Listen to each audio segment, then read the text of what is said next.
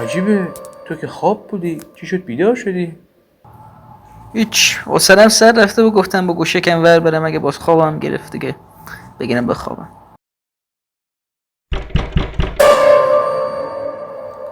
منتظر کسی بودی؟ نه. الان با در باز کنم؟ من جای تو بودم که در باز نمی‌کردم.